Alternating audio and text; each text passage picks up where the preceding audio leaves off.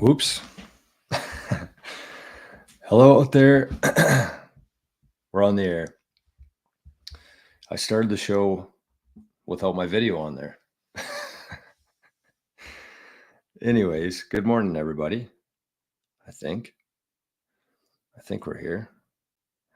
I'm just putting out a post on NOSTR here right now.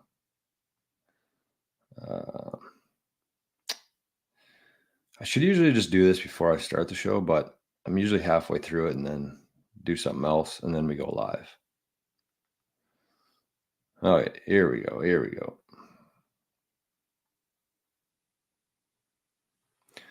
We're live. We are back. Here we go. Okay. Good morning, everybody. Happy Tuesday. Good morning, YouTube. Good morning, zap.stream. It appears as though I got some of my voice back. I was doing some clips yesterday and I didn't realize how bad my voice sounded. But anyways, that's the price of having fun, I guess you might say. A little bit of a headache and a bad voice. So it's not bad. It's just kind of tough. Tough to speak. We got a good show today, though. I'll tell you that. Some days I'm preparing for the show and I'm not really sure how it's going to go. Got some stuff to talk about, some news to catch up on.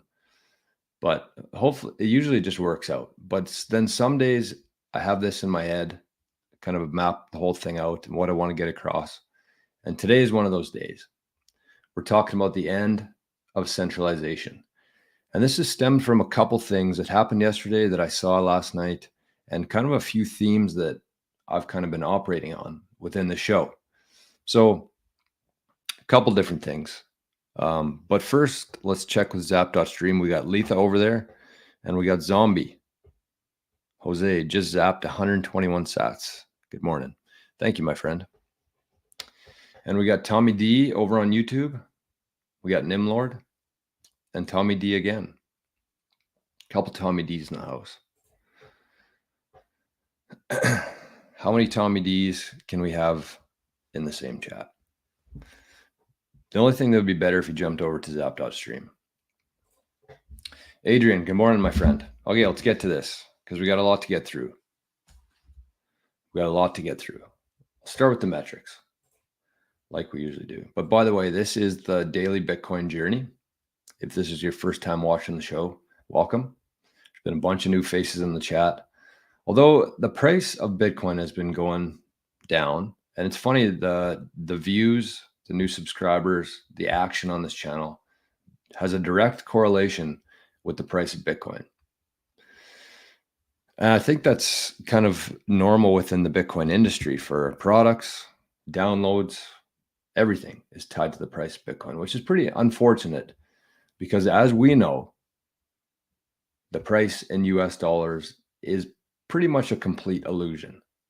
So we do know that everything over time is going to continue falling against Bitcoin, but it's still ups and downs, part of the whole journey here.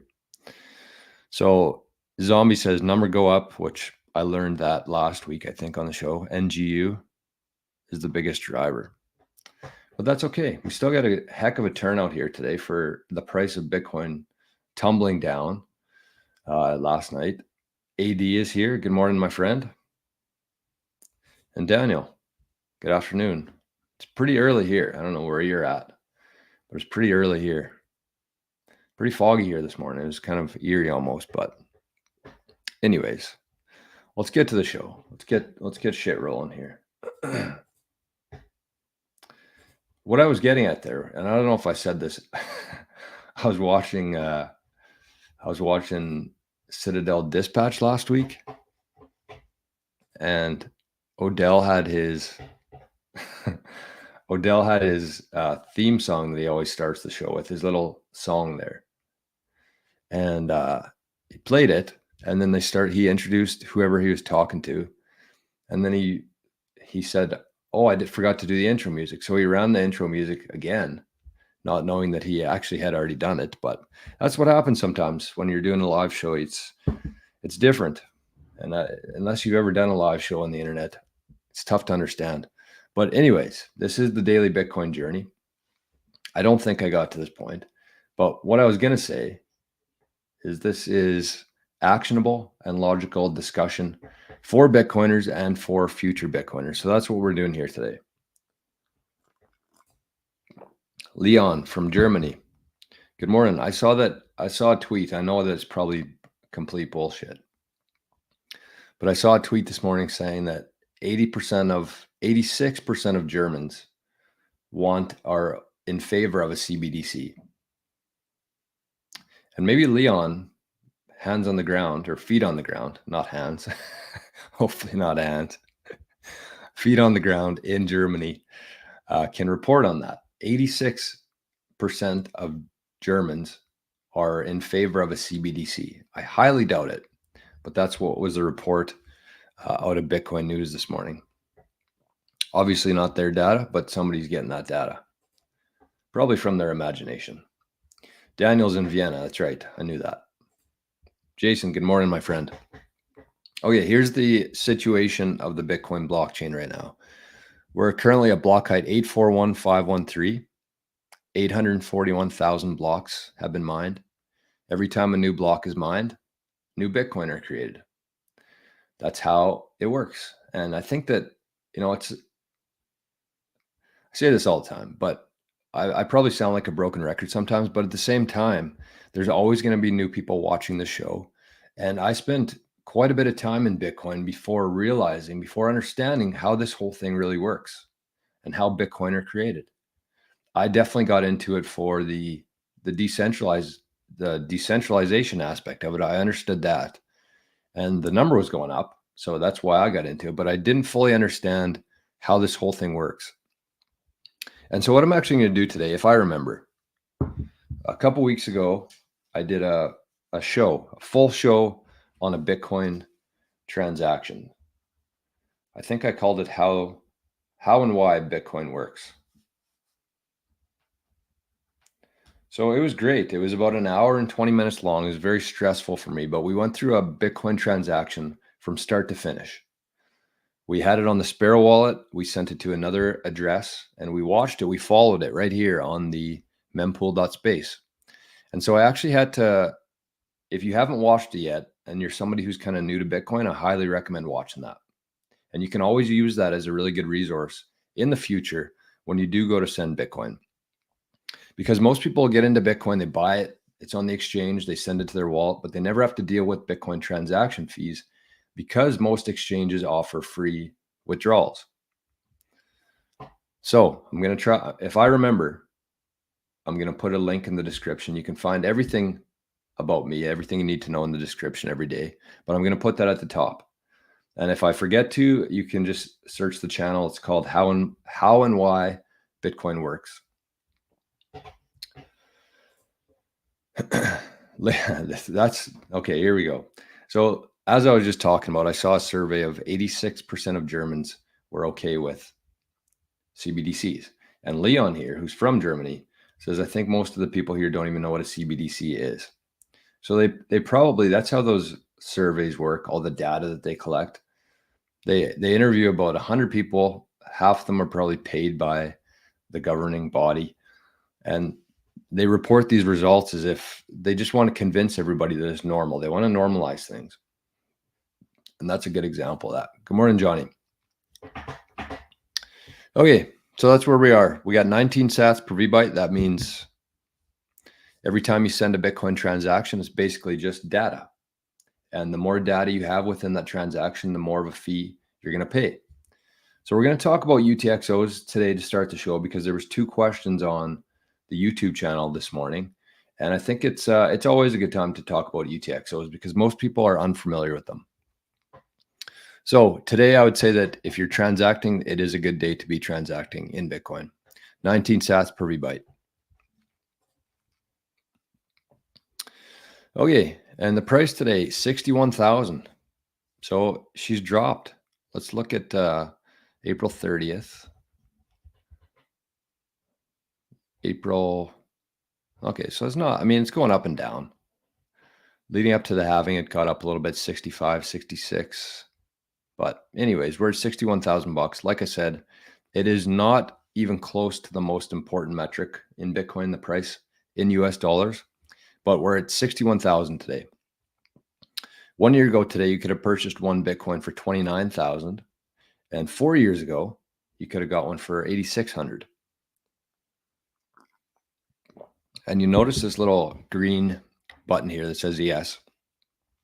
And the reason I put that there is because one of the theories in Bitcoin, it's not really a theory, it's reality of Bitcoin, is that if you buy Bitcoin and you hold on to that, if you get through one full Bitcoin cycle, 4 years, you're never going to lose any money. You haven't historically.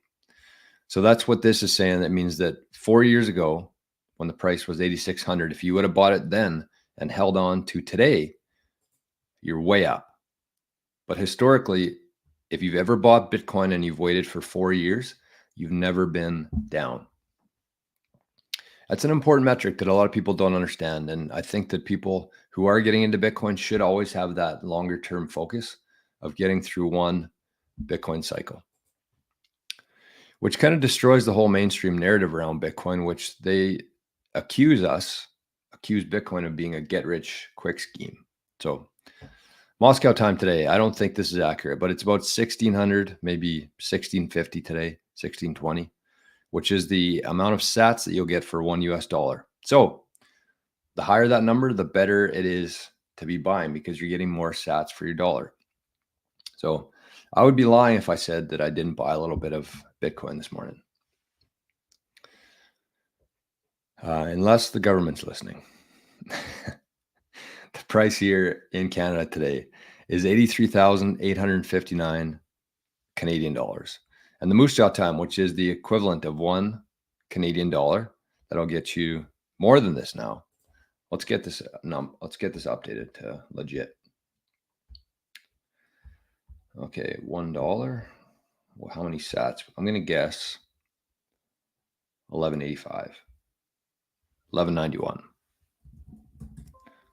So as those go up, it's a better time to buy. As they go down, we get richer. So Bitcoin's really a win-win, in my personal opinion. Where are we here? Okay, let's get this off the screen. Brennan says 86% of stats are made up. That is true. That is accurate. I will verify that. And Jason says it's persuasion. It's what it is. That's what happened in 2020 with the big illness of 2020. They just wanted you to make you feel like you were alone, even though there was a lot of people out there who thought the exact same way. They went on and on and on and just put out all this bullshit until they convinced people that unless you were going along with their scheme, you were a minority. You were alone. So it's persuasion. It's exactly what it is. Also known as bullshit, propaganda. Pal, good morning, my friend. I reckon the government is going to invent some insane crisis to coerce people into CBDCs. The pressure will be real. Yep, no doubt about that. Zero doubt about that. But what we're going to be talking about today during the show, the end of centralization, is why it's not going to work. Why won't that work? It'll work for a while. It might convince some people to adopt their slave coins, but over time, we're already moving through this transition of centralization, heavily centralized world, into a decentralized world. It just takes time. So let's over in Zap.stream, we got some action here. We got Ballsy Golf says, let's see if Hong Kong goes all in for Bitcoin today. Zombie says, who would have thought 60K would feel this bad? Truly amazing. No doubt. It's all perception. Everything in life is perception. Ballsy Golf says the corporate media here or Germany will lie about CBDCs and its benefits and not the drawbacks, just like the jabs. Yes. And My Path to Fire, good morning. 69 sats zapped over there. Thank you, my friend. And this next part here Zombie says the corporate media are sellout shills. So I saw a video today. I was going to show it, but I don't think it's really productive to be showing it. But I think it was the creator of OnlyFans. She was talking about how the Biden administration was paying ads for her to talk about politics and supporting the Democrats. And they told her specifically that she couldn't mention that it was actually an ad. So the Biden administration was literally funding this TikTok account, the creator of OnlyFans, and telling her to promote their government, promote their policies, promote the things that they're doing. And she wasn't allowed to talk about it because it wasn't a product. So that was the last election. I'm sure it's gonna get 10 times worse this time around. But anyways, that's part of the whole thing here. 60% of the time, I'm right every time. Works every time. Daddy-O says, how is little Castro still in charge? That's a good question. Every day I wake up, I ask the same thing. But the nice thing for me, and one thing that's really helped, honestly, is staying off of Twitter. The less I have to hear from him, the less I have to see his stupid face, the less I have to, every time I go onto Twitter, my blood pressure just goes through the roof. And so you go on to NOSTR and there's none of that. There's the occasional thing if it's like really important news in terms of politics. But other than that, it's just a bunch of people helping each other, building things, finding ways to improve things. And NOSTR is going to be on the agenda today.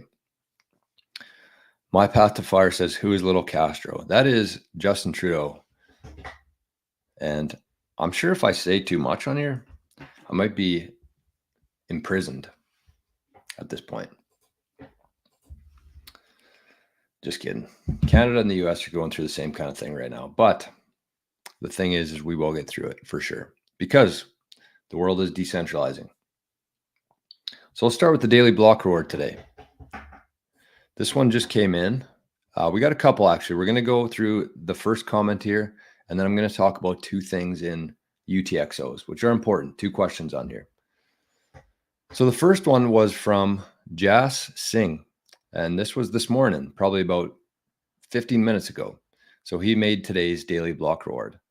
And he says, first time watching your channel, excellent and informative. Great job. Thank you, my friend. Maybe he's here this morning. Who knows? But anyways, something positive to start the day. Thank you for that nice comment. And it's always nice to start the day with some positivity. So let's get to these questions here. Because this week, as we'll find out, is going to be a little bit different for me than usual. So I want to do some questions today instead of on Thursday. So the first question here was from Prawn. What should be a good UTX size for long-term holding? And I'm glad that he clarified that, because the thing about UTXOs is there is no perfect size of UTXOs. It's different for everybody, depending on how long your time frame is, depending on what you're going to be spending your Bitcoin on. What should be a good UTXO size? The one thing I would say is that anytime you're moving, if you have a chance, so let's say that you're somebody who buys Bitcoin on a regular basis from Bull Bitcoin, or let's use ShakePay here because they're a little bit different wallets. I'm going to go through both here, but let's say you use a normal exchange like ShakePay where you can actually buy the Bitcoin on the exchange and then you can hold it there for a little while. So if you're somebody who is buying, let's say $100 every week, every time you move that Bitcoin off of the exchange, off of ShakePay into your wallet, that's one UTXO. Okay. So what I would suggest there is just hold on to that for a little while. I mean, the first thing we're taught in Bitcoin is to never leave your money or your Bitcoin on the exchanges, but that doesn't factor in the UTXOs here. So what I would say for that, for long-term holding or for like any kind of holding, I would probably let that get to about 250,000, 300,000 ish sats before you move it off there. And if you are somebody who's been doing this for a while and you've been doing it wrong, it's okay. Like you're still going to be able to fix it for not a huge penalty. So what I would suggest there, if you are somebody who has been doing that, dollar cost averaging, frequently buying Bitcoin, small amounts of Bitcoin, and moving it into a wallet, wait until the fees get low, probably around 10 sats per VByte or lower, and we'll get there. You just have to have some patience. We're at 19 sats per VByte right now, but wait till it gets low and then just move them all into one wallet, one new address. And when you do that, it's just going to create one new UTXO there, and then you don't have to worry about it. But I would say in terms of like optimal size, I'd go at least 250,000, 300,000 sats. That's what I would suggest. And if you're thinking something longer term, maybe 1 million sats, that's probably going to be good, because you do have to factor in here, the only time this is going to matter is when you go to spend that Bitcoin. So let's say that you waited 10, 15, longer term here, 20 years to spend that. That means that as long as your purchase is less than 1 million sats, you're only going to pay one fee for that, right? And that's essentially how it works, because it'll just take one fee out of that. And so if you had a bunch of different UTXOs in there and you wanted to spend 1 million sats, you'd have to pay fees for every single piece of data in that transaction, every UTXO. So it'd be incredibly expensive. And depending on how you're spending it, if you have to spend it right away, if it's urgent in terms of time, then you don't really have time to wait for a lower fee, and you have to pay, and you're going to pay a shitload of fees on that. So this definitely is something that you need to be thinking about at any stage of your Bitcoin journey here. But the one thing to keep in mind here is that if you have kind of screwed this up and you have a bunch of UTXOs, you can still fix it pretty easily. You just have to have some patience. And the one thing I would say is that if you are somebody who doesn't know how many UTXOs you have within your wallet, I would download the Sparrow wallet on desktop and go to sparrowwallet.com, I think. I better not. I better give you the right address here, because this is something that you can't really just screw up. Sparrow Wallet. So yeah, sparrowwallet.com/download. And from there, you get it for your desktop. You import your 12 words into the Sparrow Wallet, and you can see if the wallet was compatible with whatever BIP it was. You can actually see all your UTXOs in there. And I'm pretty sure, from what I've heard from people, is that it works really well. I haven't heard of too many wallets that you'd be migrating from that doesn't work there. So that's what I would say on that. You can always check your UTXOs using the Sparrow wallet. It is the most functional wallet out there. My path to fire, this is a great question. Says, how many sats are safe to leave on a Lightning wallet?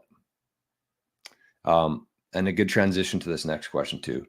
But what I would say to that is, like with Lightning, you have to keep in mind that it's all hot. All Lightning is kept online. When you move it to a cold storage device, that's when they're actually taken off of the online, taken off the internet. So what I would say to that is, like, think of your Lightning wallet as, if you're just out and about, think of that as if it's your wallet and you're going out for a night out, to the club, to a concert, like the concert I was at the other night with like 7 people at it. But that's how much sats you'd want to have in there, an amount that you'd be comfortable losing, right? Just because they are online, they're more risky to hold. But for the most part, if you do it properly, if you're using the right wallet, they're fine. But I would say, like, say you have $200 of cash in your wallet when you go out, that's the equivalent I would be using for Bitcoin, in a hot wallet or Lightning wallet. So this next part here, the next question ties into that perfectly. And let me find this question. So this one's a little bit longer, but it's important for people.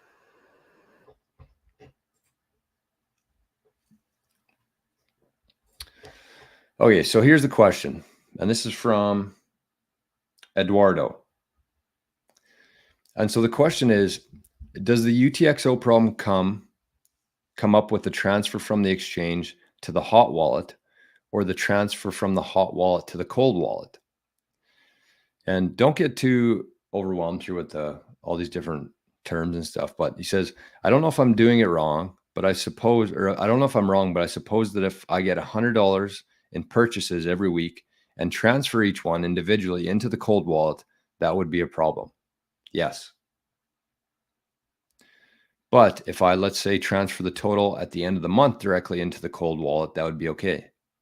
Yes, that's exactly what I was saying there. Wait until you have, say, 250,000 sats, 300,000 sats, then move it off the exchange into your cold storage. But then he says, but what about transferring each $100 into a hot wallet and then transfer the whole amount from hot to cold wallet? Yes, also another option. So you have two kind of options there, what I would say. The first one is if you're using an exchange like ShakePay, where they don't have Lightning withdrawals, but you can hold the Bitcoin on there. Wait until that balance is high enough and then move it. Wait until you have 250,000 sats at least, and then move it to cold storage. But until then, leave it on your exchange. If you're using a service like Bolt Bitcoin, which I recommend more than anybody else here in Canada, and if you don't have Bolt Bitcoin, I have a referral link in the description. Use that. I think you get $25 for the free Bitcoin. But with Bolt Bitcoin, you can actually you can withdraw to Bitcoin, you can withdraw to Lightning, or you can withdraw to Liquid.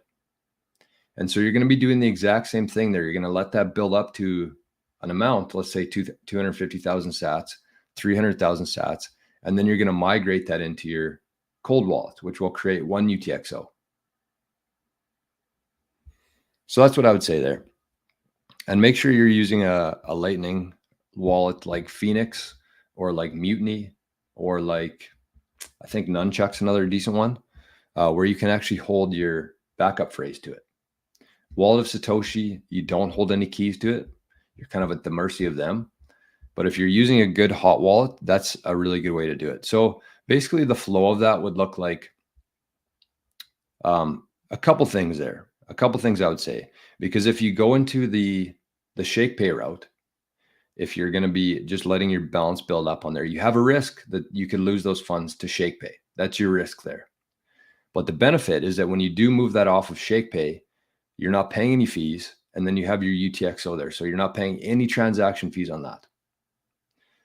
But if you're using the Bull Bitcoin route where you buy using Lightning and you let that balance build up until you consolidate, then you're going to be paying a fee to move from Lightning to on-chain. So there is a fee there, but you don't have the risk of somebody else holding it for you. So those are the two trade-offs there. Personally, I would lean towards using Bull Bitcoin for that. Because at the same time, you might not end up migrating those down the road. You could use those Lightning purchases for something else without paying any fees on it. So that's what I would say. That's my UTXO summary for the day. I hope that helps. Like I said, it is a very important aspect of Bitcoin that I think is often overlooked. And so something to consider there. My Path to Fire says, I have LB. It's not self-custody. I don't know. Is it? I thought LB had the 12 words on there. I don't know. I think you're right, but I don't know. I feel like you can back it up still. But anyways, let's move on here. Oh, what did I do? Clicked an ad by accident. Okay, let's check on the chat here because I was going on for a little while there. Aiden, end of centralized medicine is over and done if you care about your health. I think that, and what I'm going to talk about here is that every aspect of centralization is actually coming to an end, including pharmaceutical companies, including corporate structures, including social media, and of course, our money. So Rick, have you smashed the like yet? That's a good question. Have you? I can't see how many likes are in here. It doesn't update for me, but if you haven't yet, we would appreciate it. The thing about this show and, answering questions like this, it's a very unique show. And I haven't found a lot of channels or shows that, have a live chat kind of going as the show goes on. We can just ask questions and stuff. I don't know. So I feel like I'm providing pretty good value to people here in terms of Bitcoin. And I understand that, if you don't want to check out zap.stream, if you don't want to send sats on there, the easiest way and the best way that you can support the show is just by liking, by leaving a comment after the show. I don't know how much it does, but it definitely helps. So that's what I would say. And I appreciate everybody very much who has been doing that. Pal says, never thought I'd say it, but I like a politician, RFK Jr. Interesting. I'm not sure about him. I'm not sure about any politicians, to be honest with you, but that's your opinion. Jason says the Hong Kong spot ETFs brought in 11 million first day, not 200 million. It sounds like it was kind of a bust. And that was one of my news things today. I thought it was less than 11 million, but it might be over now. China's broke. Yeah, I think that they do things a little bit differently over in China. From what I understand, I have very limited knowledge on China, but it sounds like only specific segments of the population can actually access the ETF. But my thoughts on that would be it's probably the people with the wealth who can access it. So that's who we'd be focused on anyways. So, but the thing with the ETFs, the thing with everything is that nothing happens overnight. It's not one day everything's going to happen. The Hong Kong, just because they had a shitty day one, that has no future impact of what's going to come here. None. Elvio, good morning. Good morning. Bren says, the problem is when you wish to consolidate UTXOs, but you don't want to be generating new seed phrases. So the one thing with that is you actually don't have to generate a new seed phrase. So if you're using any wallet really, but I like to use Sparrow Wallet myself. I can't get over how bad my voice is here. It's just like I'm out of breath every time I speak. So you actually don't have to create a new seed phrase every time. All you have to do is just take those, set up a send transaction and generate one of your new receive addresses. And the Sparrow Wallet will actually know that you're consolidating it, and it'll just charge you a fee for the transaction. So you don't have to spin up a new seed phrase. You can just create a transaction, send it from get all your UTXOs in there, put max balance, and then send it to a new address. And that'll consolidate it for you into a new UTXO, into a new address. You don't need a new wallet for that. BTC Backpacker, good morning, my friend. Adam, good morning. And Phoenix is done in the US. Yes, very unfortunate news there. Okay, so let's keep things rolling here. I think that was all I had for UTXOs. Pal says, what do you think about using a password manager to store private keys? Asking for a friend. Never. Yesterday on the show, we talked about your stages of storing your backup phrase. And the first stage should be, or a stage you never want to be in, is anything digital. So you never want to have your backup phrase on your phone. You never want to have your backup phrase on your computer, in a password manager, nothing digital, ever. And what I would suggest there actually is when you're writing down your private key is hide your camera. Who knows? You have to be as paranoid as possible. And even if nothing could ever come of that, it's always better to be on the side of cautious. Because who knows? Who knows who's watching through your phone? Who knows who's watching through your webcam? And definitely never say your private key out loud. If you're trying to memorize your private key or something, do not ever say it out loud. Because this little guy here is always listening to you. And yes, the chances of that are extremely low. But if you can mitigate those risks at all, why wouldn't you? So keep it on a piece of paper first, but we all know how shitty paper is. It can be lost. It can be burnt. It can be damaged through water, anything. It can be picked up by your kid, eaten by your dog. So get it off of paper and put it onto steel as soon as you can. If you have any sort of significant Bitcoin balance, order a steel plate and just get it done. And I'm going to talk about that here kind of at the end of the show. Plan for that, but that's my That's my thoughts on it. Daddio says, how does Fountain pay rewards? It seems sporadic. It is. It's very sporadic.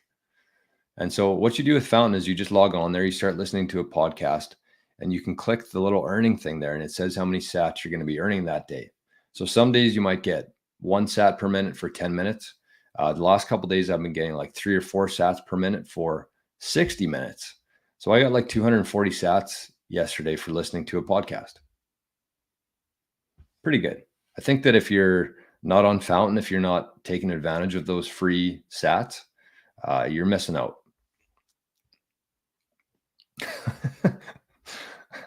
RFK Jr. sucks. we got some disagreements in the chat this morning. That's okay. Debate's always good. My Path to Fire. Thank you, my friend. Zap 21 sats. Appreciate you making these shows and sharing helpful info for Bitcoiners. That's what it's all about. At the end of the day, we're all just nodes in the Bitcoin network. It's all we are. And our job is to push this thing forward as best we can. Give people the best news, or not news, but information as possible, and let them make their own decisions. And thank you, pal. Appreciate that.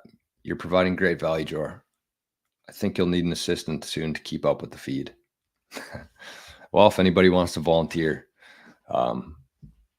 fortunately, YouTube doesn't pay much, so might be for the love of Bitcoin. But anyways, let's keep her moving here. So first of all, I wanted to give a shout out to Crypto Heathen, and for the first time, maybe ever, I haven't seen him this morning, but I'm sure he'll watch it, and maybe if not, I'll give him a shove over in the group chat to check it out. But this is what I came across yesterday, or this morning, one of the two. So it looks like Crypto Heathen had a tweet yesterday. I don't know what he's doing, still using Twitter, but he tweeted a quote from Software. So you can see it at the bottom there, and it looks like Jason Lowery quote tweeted him. So he had a quote here from Software, the book, Crypto Heathen, one of our now celebrities within the chat every morning. But Jason Lowery retweeted or quote tweeted him. And this is what he says: no matter how much people take pride in creating energy efficient and peaceful power structures codified by laws or code, history shows that these systems are often dysfunctional and unable to sustain a secure society over the long term. Inevitably, societies must resort to using physical power to protect their property and interests. This holds true in cyberspace, where laws are embedded in software just as it does in every other domain. So that's pretty cool. It looks like Jason Lowery has since deleted that tweet, but somebody grabbed a screenshot of it. So I wanted to give a shout out to Crypto Heathen there. Pretty cool. And one thing I'll say on that is that if you are somebody, like, it's kind of cool, Twitter getting quote tweeted from Lowery.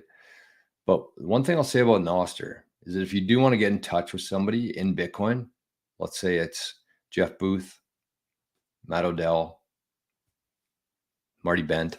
I don't know if he replies much or not, but Gigi, kind of like the Bitcoiners that most people know. The best way to do that by far is NOSTR.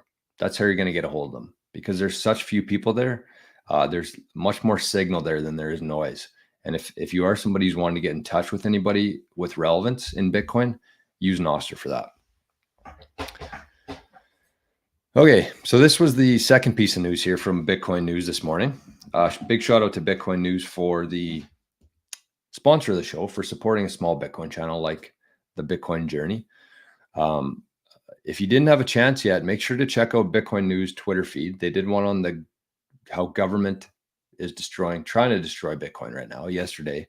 And last week they did one on the Tao of Bitcoin, talking about how more Bitcoin is than just a currency, and how the philosophy, the religious parts of it.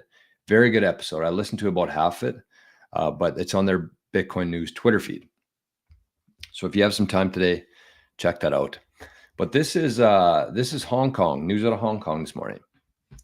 It says Hong Kong ETF saw an abysmal 8.5 million in combined trading volume on day one of their launch. This is in comparison to 655 million in the first day volume for the US-based Bitcoin ETFs.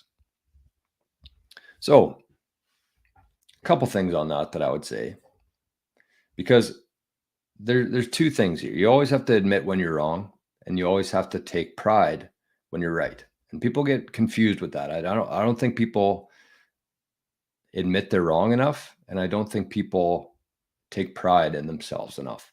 People call that cocky or big-headed, whatever you want to call it. But it's important because it confirms your thoughts on things. When you have an opinion on something, hopefully you put in some sort of work, especially if you're right about it. And you should be rewarded for that, in my opinion. So with this, I underestimated how much the Hong Kong ETFs were going to have, but this is day one. So even though I was wrong, I thought that there would be much higher than this. This is day one, and who knows what will happen tomorrow? Who knows what will happen next week? Very early. You can never judge anything based off of such a short time frame. So that's what I would say on this. Hong Kong ETFs appear to be a flop this morning. And you know what? I'm sure there's people watching the show who are happy about that. Even though the price is going to suffer a little bit, maybe short term, the less Bitcoin in the hands of these people, the better, I think.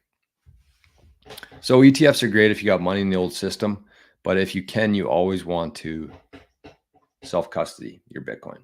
Number one. Sailor, another 122 Bitcoin. I forget what the total value of this was. A couple million. No, how much would that be? 100, probably 10 million. I don't know. Somebody in the chat will know. Anyways, he's buying, he's not stopping, which is good, I think. I don't know. Here's the thing. No, people have opinions on Sailor. People have opinions on the ETFs. The thing about Bitcoin is that it's for everybody. We can't tell Sailor he can't buy any more Bitcoin. We can't tell the Hong Kong ETFs they should be buying more Bitcoin. Everybody gets Bitcoin at the price they deserve. That's kind of the famous quote within Bitcoin. And anybody can buy it. So my opinion on who owns Bitcoin and who doesn't is completely irrelevant and a complete waste of time. Some cool news to share. Also from Bitcoin News. A solo Bitcoin miner solves block number 841286. So let's copy that.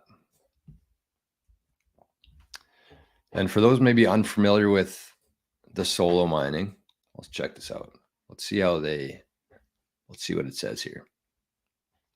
Oh, there you go. So you can see, you just copy and paste the block head into this mempool space is incredible. You can look at any transaction, any block, anything you want. So this was 2 days ago, I guess, November 28th. You can see the fees. You can see the total subsidy and fee. So this solo miner here, says the miner, earned 3.4 Bitcoin worth $218,000 US for mining that block. So that's pretty cool. That's pretty cool, because the thing you have to keep in mind here is that if you are Bitcoin mining, you have kind of two options there. So the first route you can take is solo mining. That's who solved this block. And the second avenue you can take is pool mining. So with the solo mining, basically you're hooking up your miner, you're connecting it to the Bitcoin network, and you're trying to guess the next equation. And if you solve that block reward, if you solve the equation, you get the Bitcoin, in this case, 3.4 Bitcoin. So it's more like a lottery ticket. That's how you should be thinking about solo mining. With the pool mining, you have much more consistent revenue coming in because you're hooked up to a pool. So every time that pool gets Bitcoin, you get a part of that. There's a couple different ways, and this is something I just learned about within the pools, is that there's a couple different ways they structure the payouts. One's fixed and one's kind of variable based on the actual block rewards received. But you have a much higher chance of getting Bitcoin from that. So pool mining is more consistent, but lower. Bitcoin. Obviously, if your pool miner got 3.4, yours would be split out by how many shares you had in that pool based on how much power, how much electricity you contributed to the pool. With solo mining, you don't have anybody else there. So if you actually win that block, you get all that Bitcoin yourself. So it's much more risky. You could probably go 5 years without hitting a block or more, maybe 50 years. But if you do hit a block, you get all the Bitcoin. So kind of cool there. And you can actually find smaller miners now, like specifically for solo mining for like $50, $100, very low energy, very low cost. But there is a chance that you hit a block and win 3.4 Bitcoin there. In this case, that's what it was. If that happened 1 month ago, they would have got 6 Bitcoin for that, at least. Okay, so this next one I was going to share, but I think that this is probably too much now, 45 minutes in. Got a couple things to talk about here. Let's watch this because this is a really good, a very well done video. And so this is from Bitcoin News again. I'm going to have to take it off the screen here. But let's just take a little break here. Let's see what's going on in the chats. Because I plan on doing a shorter show today, and every time I plan on doing that, it's always a long show. So we might be going in over an hour today, but that's okay. Aiden says, we will have no politicians in the future. Look at countries like Lebanon. They are doing fine without a centralized figure. This is our future. I agree with that. I really do. I really do. And I was hoping to talk about that today. But Brennan says, password managers are honeypots constantly getting poked. Yes. Adam says, I'm a little bit behind on episodes, but all 8 seasons of Mr. D are on Amazon Prime. In the States. In the States. It's not in Canada here, which doesn't make any fucking sense. The show, it's a Canadian show, one of the best Canadian shows ever. And Canadians can't watch it on Amazon Prime. That's the how stupid the world is. That's centralized world, full force. Daniel says, looked into super backs for private keys. I've never heard of that one. I've never heard of that one. What is it? Is it like an app or is it hopefully it's not an app. Johnny says, was that block solved by Jetson Mining? So here on that, before we watch this video, I'll quickly touch on that. Because we have our Living in the Future tier, and I strongly encourage you check that out. We do a couple shows every week talking about just different things within Bitcoin, advanced topics within Bitcoin. So if you're somebody who wants to be a little bit more serious about Bitcoin, that's number 1, becoming better Bitcoiners. Number 2 is building businesses in Bitcoin and earning sats. So within that group, within Living in the Future group, we have Jetson Media, we have Jetson Mining. Both are kind of work in progress, but we're working towards it. And so there's about, I don't know how many people would be in there, maybe 10 people who are interested in kind of pooling together some money and going in on some miners and learning how to do all that, just kind of in a group setting. I think it's much less intimidating in a group setting when you have other people there to help you out instead of trying to figure it out yourself. So we're going to be doing some solo mining. We're going to hopefully be doing some pool mining in the future. So if you're interested in that, check out the Living in the Future tier. You can find it in the description below there. You can do 7 days for free. We can get in touch, see what you're looking for, and if there's any use, if it's any use to you. So that's what I would say. So let's take a look at this. Let's take a look at this video. Oh, wrong one.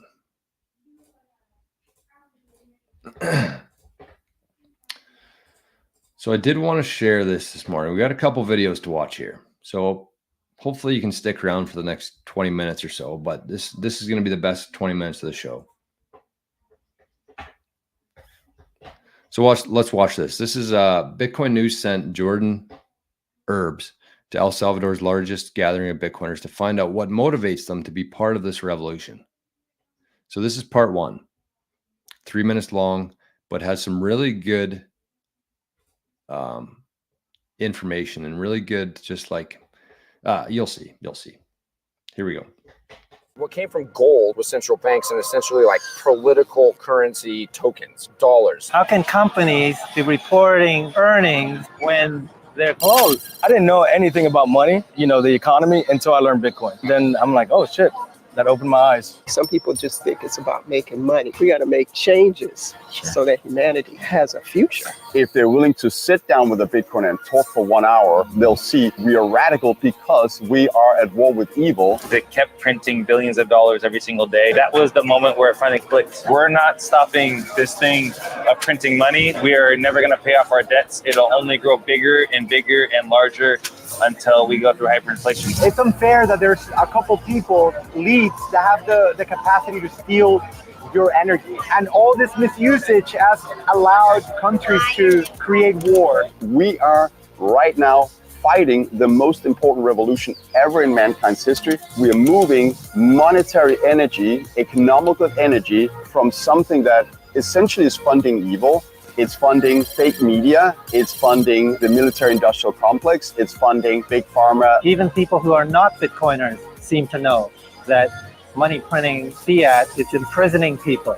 It's a tool for control of people. When you're living in the rat race in that 9 to 5, your mind kind of shuts down and it closes on only what you can do right now. And when you're here and you're with Bitcoiners, it starts to open back up again. You get that creativity back and you see what's possible. And that's what Bitcoin is allowing us to have. It's engineered money. It's the first thing that was designed to be a money. And so now that you have this global decentralized monetary protocol that nobody can violate or confiscate.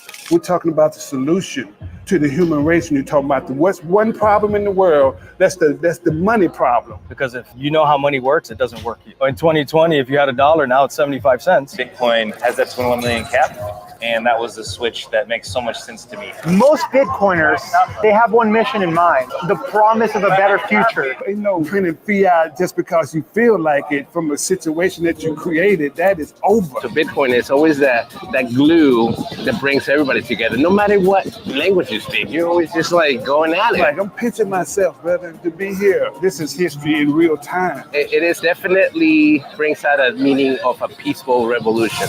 Freedom from tyranny. I'm shorting the dollar and defunding evil because central banking is evil. The huge thing is trying to find out what is possible with Bitcoin and what's possible with our lives. We're going to push these limits further than we've ever seen. And that comes from Bitcoin, right? The freedom that it's given to us. And once you realize how the system works against you, there's no going back to the system. And you will, if they teach it to kids, they will teach their parents and their grandparents. All of us have been given a gift to have entered this industry early, and we are going to be asked to be responsible for the gift that we've been given. What are the spheres of influence that we're all called to bless? Right. Whatever it takes to make the changes we need, because we can't, it's unsustainable the way things are going. It's about the people. We are connecting extremely fast because we want the good things for each other.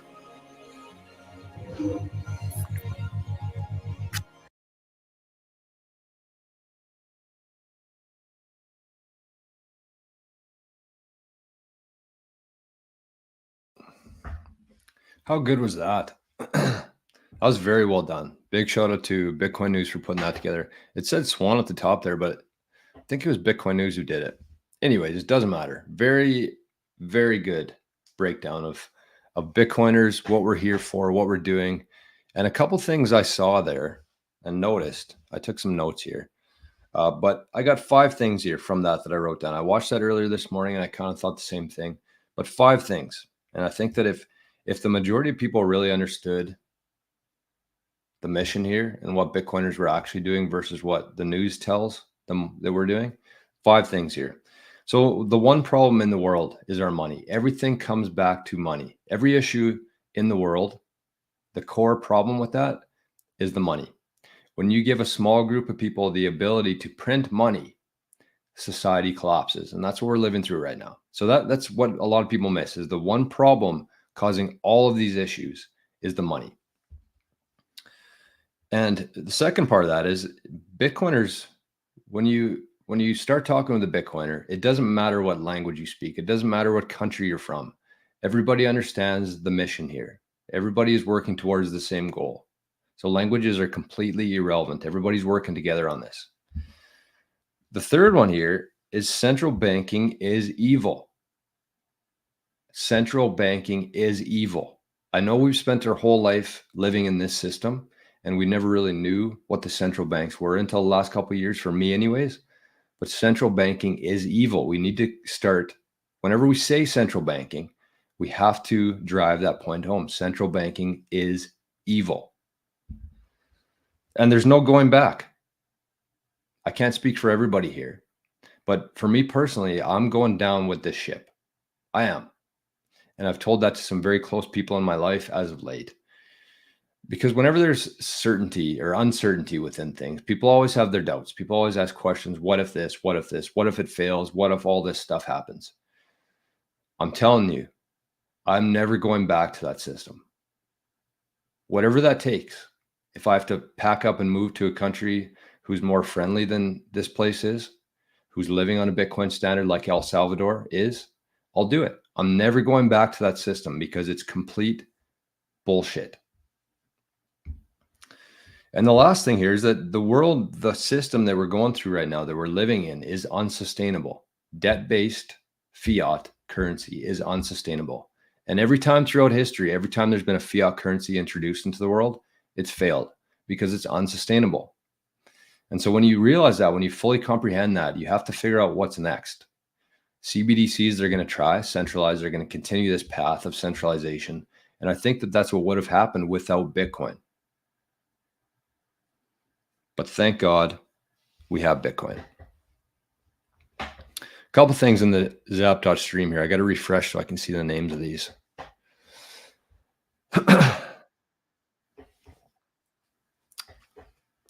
So, hey, crypto, zapped 1,000 sats. Thank you. Thank you. Says, first time watching something on Zapdos stream. I found you on YouTube, saw you were live. One thing led to another, and now I'm discovering that there are streams on NOSTR aware platforms. There you go. I love that. Thank you for the sats. Thank you for that comment. And it's nice to have you on Zapdos stream. I honestly think that once people move from this centralized world like YouTube with centralized servers into a platform like Zapdos stream, which is much more friendly to freedom, I guess you'd say, they're never going back, ever. I'm not going to go from NOSTR to Twitter. I'm not going to go from YouTube or from Zapdos stream back to YouTube. It's just not going to happen. Never going back there. So let's continue this on here because we're not done yet. We're not done yet. I know the show usually ends around an hour, but we're not done yet. So the next part here, and this is something that ties into that comment about Zapdos stream and NOSTR. I want to bring this up on screen here. So if you've been watching the show here, if you've been watching the Daily Bitcoin Journey regularly, this is something that I've been talking about. And I just said a couple minutes ago, you have to admit that when you're wrong, but you also can take pride when you're right. Or if somebody else, like Max, agrees with you and has the same kind of philosophy about things and is thinking about at a deeper level about something that's coming here. And so what I've been talking about on this channel here is the importance of NOSTR. It's not just another Twitter. It's not just another Instagram. It's not just another social platform. It's going to be a very big deal. I think it's the new internet, the new way that we're going to be moving towards this new internet, which is NOSTR. And the one thing I said within Bitcoin and within NOSTR is that if you look at Bitcoin, it's a peer-to-peer electronic cash, right? So if you think about that, the peer-to-peer part of that, the world that we've been living in here is not peer-to-peer. It's peer to bank, to company, to holding company, to bank, to peer. And within that, there's a middleman. There's several middlemen within that. But they are the people who are responsible for taking on the burden of trust. So if you don't hold up your end of the deal, the middleman comes in and says, okay, you didn't hold up your end of the deal. We're canceling this transaction, whatever that is. They've been the middleman there. They've been the trust factor there because people don't necessarily trust each other. And so with Bitcoin, with NOSTR, without that middleman, your reputation is going to be the key there. If you're going to be transacting in Bitcoin, if you're going to be buying and selling things in Bitcoin, you're going to have a positive reputation from people within NOSTR and within the new internet here. And I know it sounds kind of crazy just because we're so early with this whole thing, but you're not late to it. In fact, if you signed up for NOSTR today, you're way ahead of like, think about how many people own Bitcoin. The people on NOSTR would be a fraction of that. So if this is all kind of new to you and you don't really understand what I'm saying here and feel like it's too late, it's not. But you should be getting onto NOSTR this week. You should start interacting on there. You should start building up your reputation. Because if you are somebody who wants to be living in a Bitcoin world and a Bitcoin standard, your reputation online with your private key through NOSTR is going to be paramount. Very important. And so this is a guy named Max Webster. And I actually listened to him on a podcast a little while ago. He was on The Last Trade. And he was talking about NOSTR. And he's a very, very smart guy. He talks 100 miles per minute, but you can tell that he knows what's going on. He went through the Silicon Valley stuff. He's been very successful in seeing things before they happen. And so this is what he posted yesterday on NOSTR.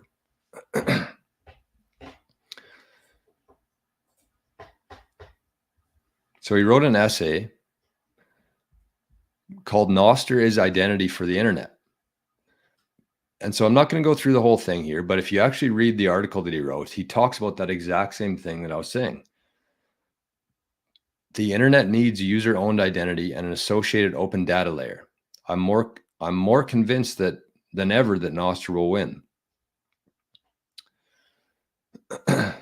In my mind, NOSTR will follow a straightforward trajectory, first solving discovery reputation problems for Bitcoiners, then for early tech adopters, and finally for the mainstream. So he goes through all these different things of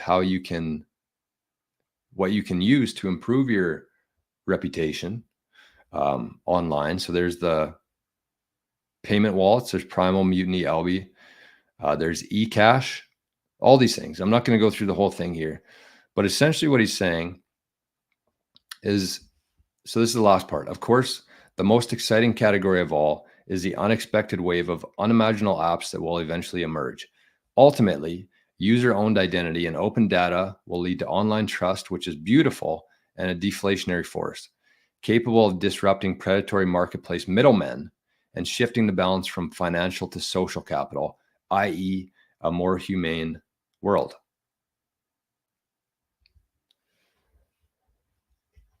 So very interesting because, like I said, this guy's way ahead of his time in terms of NOSTR, in terms of the capabilities of NOSTR and what's being built on there. But he's saying the exact same thing. NOSTR is going to be your identity for everything that you do. If you want to operate in this world, if you're going to go the Bitcoin route, if you're going to go the freedom route, if you're going to start buying and selling items and services from other Bitcoiners, your reputation is going to be important because there's no middleman there that has the trust for you. You have to be that trust. And if somebody doesn't trust you, they're not going to interact with you. So the best time to be focused on this, the best time to be starting this is today. And by the time we get from the early adopters to the tech phase to the mainstream, you're going to be very well positioned there.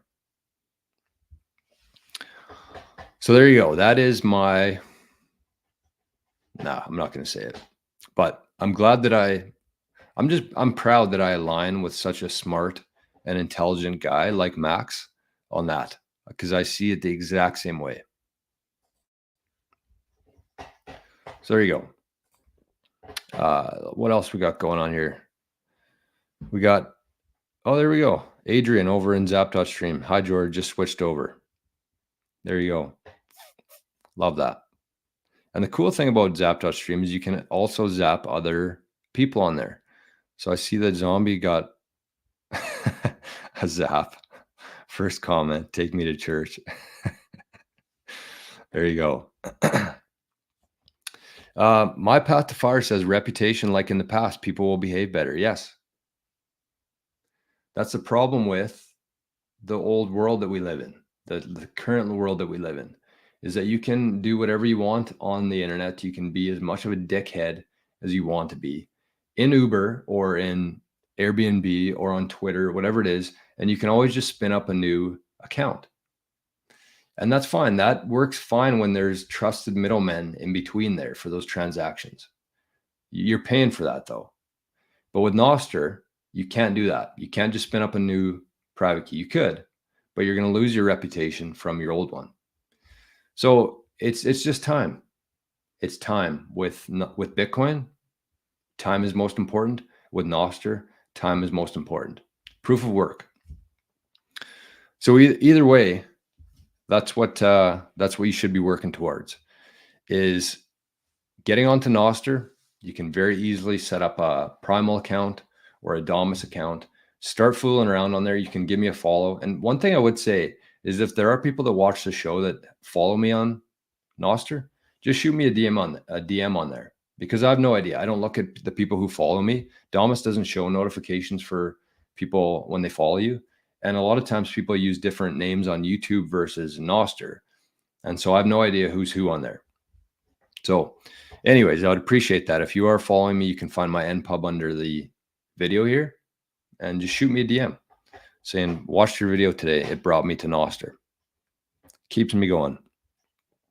Letha says Coinbase integrated the Lightning Network. Good for them. Took them long enough, but good to see nonetheless. Okay, so we watched the video, we talked about the NOSTR stuff, we talked about the importance of all that. And kind of the theme of today's show is the end of centralization. We're moving from a centralized world into a decentralized world. And that's going to happen through applications like NOSTR, which isn't decentralized, but it's much more decentralized than Twitter would be, or YouTube. Censorship resistant is a better term for NOSTR. But then you look at the corporate structure, and my theory is that nobody's going to have a boss. Well, I shouldn't say that, but it's not going to look the same. You're not going to go to work every day. You're going to have maybe 10 different bosses. You do work. They're going to pay you in Bitcoin. We're going to move away from this corporate centralized structure of showing up, working, doing some sort of work all day, getting paid every 2 weeks. That's gone. It's gone. It's not gone. It's still here, obviously, but we're moving away from it slowly. And we're moving into a world where you get paid based on the work that you do. You get paid based on the value that you add to the world, not just for fucking showing up and playing crosswords all day. It's going to change. The other part of that is the news.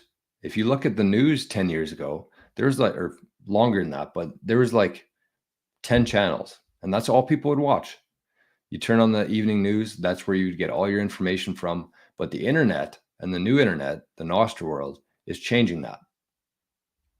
And then you look at Google, very centralized application. Have you been on Google lately? It's fucking dog shit. You can't find anything on there. It's all ads. It's nonsense. So we're moving. But that was the thing for a while. Anytime you wanted to find information, you go to Google. Google was going to have it for you. But now you go on, and even with the news, so you have 100 different news channels now. You have channels like this on YouTube, on Zap.stream, talking about the same stuff in a very unbiased way, because we're not being funded by the puppet masters, right? Decentralized. And then you look at the Google, and now we're moving into a world where NOSTR, I use NOSTR much more than Google. If I actually want some information from people, some valuable, some quality information, I go to NOSTR. And if somebody gives me really good information, I pay them for that. And they're not collecting my data. So that's some examples there. And Bitcoin is obviously wrapped up in that. It's going to facilitate all of this. But when you understand that we're moving from the centralized world to a decentralized world without any middlemen there, you have to focus on what that means to you. And so it's going to be different for everybody. Maybe that means that you start looking for other work.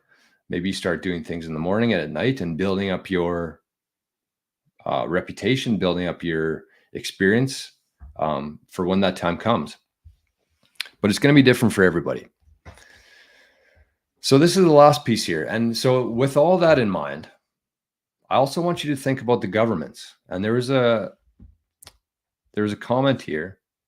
Oh, I forgot to show this last night, or I saw this last night. A coal mining company just announced that it's mining Bitcoin to monetize unused electricity, and they're holding 425 Bitcoin on the balance sheet. I saw that on NOSTR last night. I shared it. I forgot to mention it, but thank you for bringing that up because that's important.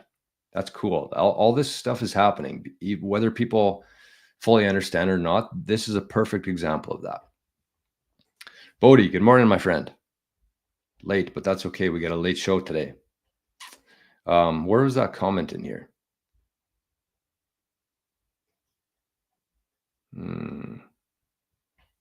Here we go. We will have no politicians in the future. Look at countries like Lebanon. They are doing fine without a centralized figure. This is our future. So I agree with that. And it's not because, you know, something's going to happen. It's not going to be one event that's going to cause that. People are just losing interest. People are losing interest in the governments and what they're doing, and they're just going to stop paying attention to them. And everything's based on attention, right? So I want to end the show with this video. It's about 2 or 3 minutes long, I think. But it talks about the governments and how hard it's going to be for them to deal with Bitcoiners. And the harder it is for the centralized entities to deal with Bitcoiners, the better it is. The faster we move into decentralization. So let's check this out. This was from the episode from Friday night of Why Are We Bullish with Adam O'Brien, which is the guy from Bitcoin Well, Matt Hill, which is the guy from Start9, and Danny Bayer. So this is Adam O'Brien talking about how difficult the governments, how big of a problem Bitcoin really is for governments. Further clarifying and growing further conviction into moving into this decentralized world. So let's take a look here. Oh, I got that on the wrong thing. Let's take a listen. No. Okay. And then I'll gracefully exit.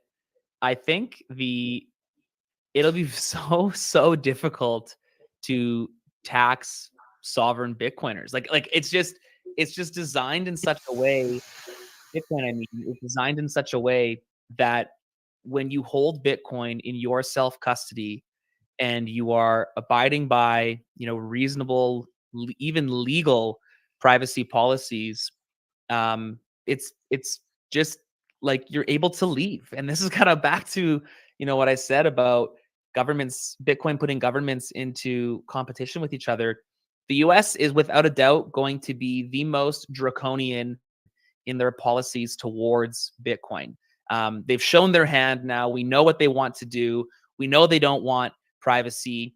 And so Bitcoiners right now need to start investigating and searching for jurisdictions that are going to be better.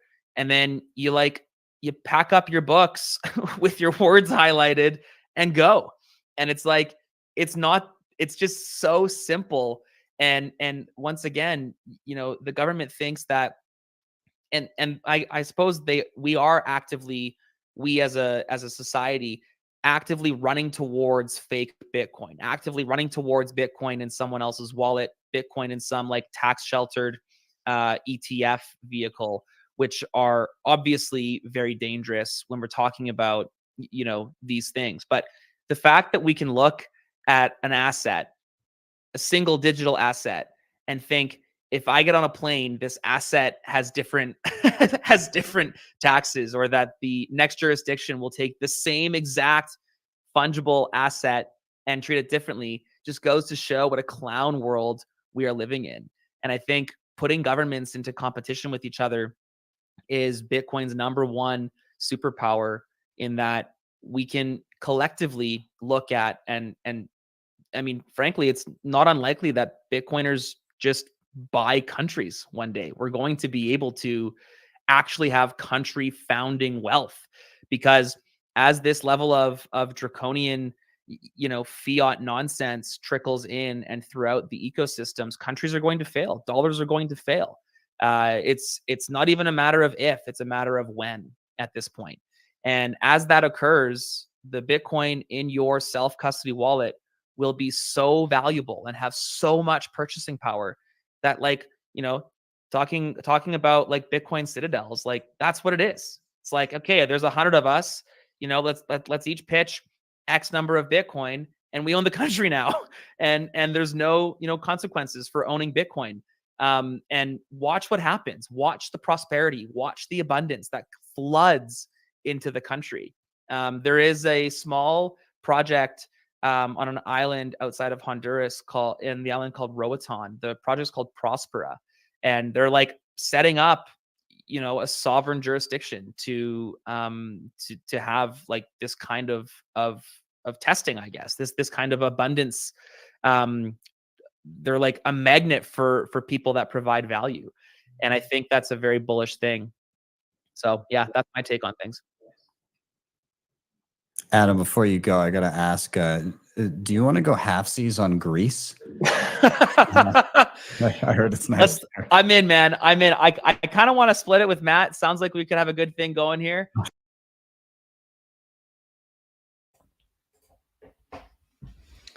Okay. Another thing we've been talking about on the show the last little while is how hard it's going to be, how hard it is for them to confiscate your Bitcoin, right?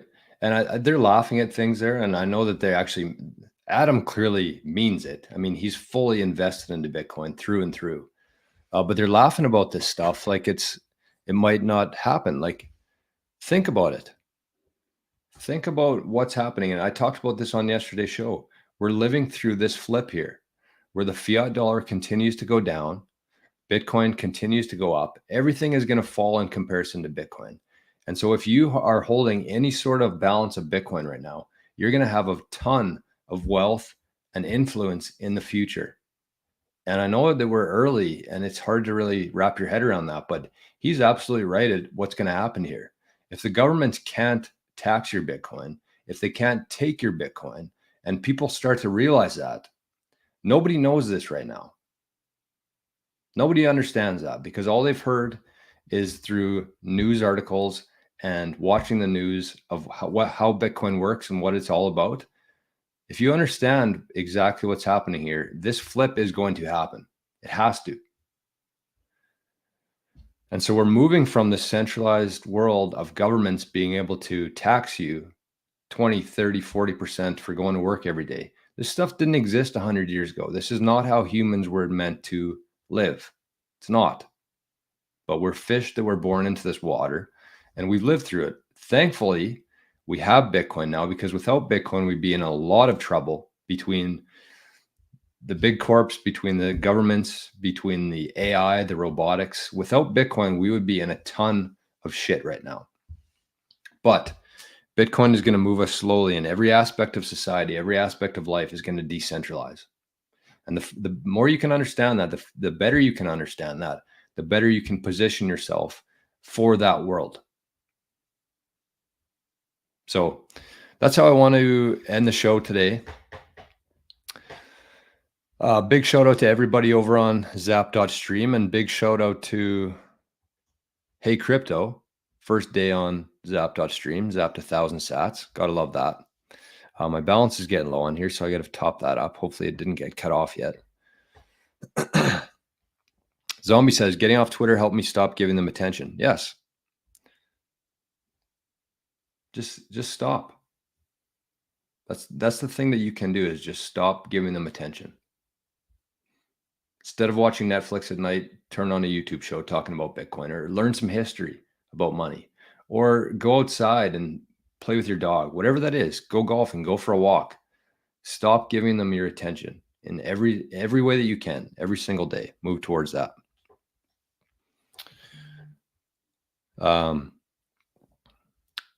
My Path to Fire says, I would just say those in power won't give it up easily. Yes.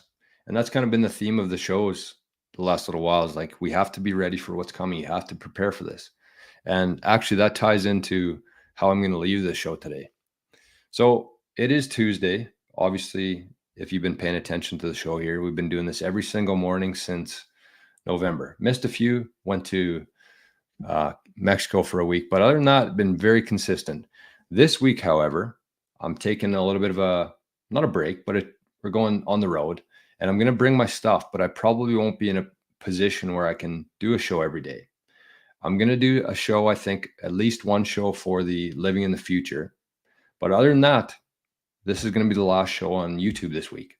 So the reason I wanted to do that too, and I could probably find ways to make it work if I wanted to, but as Ballsy Golf says here, great show today, going to take me all day to digest this info. It's important to just take a step back sometimes and digest. And instead of watching as many different YouTube shows and listening to as many different conversations as you can, you have to just take a minute and implement some things. You know, whether that is getting a one-page document for your inheritance stuff with Bitcoin, whether that's taking the time to order a steel plate, whether that's actually putting your backup phrase on the steel plate, you have to take some time off and actually do this stuff instead of just thinking about it. So that's my ask of you this week is, you know, first thing, if you want to support the show, if you want to be, if you want to check out some shows later this week, consider checking out the Living in the Future tier.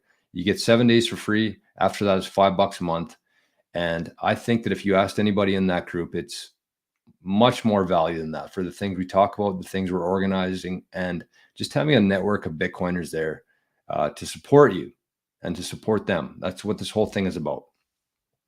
So do what you need to do. Take some time here instead of 8 a.m. till 9 a.m. watching the show. Do some stuff that you've been wanting to do, thinking about doing, but it's actually time to do it. So that's the two things I would say. Catch up on whatever you need to do. Start cleaning up your house a little bit in terms of your Bitcoin stuff, and consider joining the Living in the Future show because I'm going to do at least one more show on there this week. So there you have it, folks.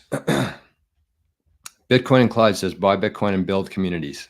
It's exactly what we're trying to do here. Buy Bitcoin, build communities, and start earning Bitcoin. That's pretty much, and protect your Bitcoin. That's pretty much what Living in the Future focuses on there. So with that, I appreciate everybody very much for being here, for joining in the live chat, for making this show, making it so easy for me to get up in the morning. Because you always have to ask yourself why you're doing things. And if you don't have a why, then it's going to be very difficult to do them. And it's very difficult to show up and talk for an hour and 22 minutes if you don't have a why, without a script, without a fucking teleprompter. So have yourselves a great week. Consider joining the Living in the Future if you want to support the show and if you want to be part of that community. You can find the information in the link or in the description below. There's a link right beside Living in the Future. And so hopefully we'll see you there this week. We're going to be in touch with them and see what's going on. But if not, I understand totally. And I appreciate you still for being here very much, even on YouTube, especially those on the Zapdos stream. So have yourselves a great day. Have yourselves a great week. And for some of you guys, we'll see you in May in the next, 5 days. So that's it. Have a great day. Have a great week. And we'll see you sometime.